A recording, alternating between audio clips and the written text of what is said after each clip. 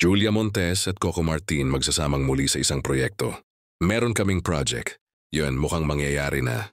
May kwento na yun eh, say ni Julia sa interview sa kanya ni DJ. Tiyatsa para sa online show nito na From the Heart. Pagpapatuloy niya, this year uumpisahan so hopefully pwede na namin i-announce by early next year.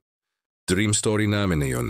Nakakatuwa umanong revelasyon ni Julia na nahihiya pa rin siya sa tuwing makakatrabaho si Coco. Sobrang mahiyain kami. Kahit matagal na kami, nagkakahiyaan pa rin talaga. Nahihirapan ako pagka-work siya kasi nga nahihiya talaga ako. Imagine mo nagtitinginan kayo tapos in character chika niya. Ibinahagi rin niya ang bago niyang role. Ang pagiging isa sa mga producer ng hit teleserye ni Coco na FPJ's Batang Quiapo.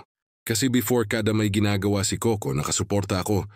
Yung mga documents na kailangan basahin, tutulungan ko siya. Ako yung mag-aayos ng mga schedule.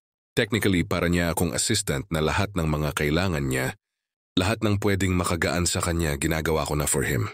Kaya sabi ni Coco, bakit hindi pa natin gawing partnership ito? Ganun na rin naman. Kumbaga nagsisimula na, sinimulan na niya. Nag-produce na siya from Provinciano onwards, parang bakit hindi pa. Kaya ito nag-start na nga kami ng partnership sa Batang Quiapo.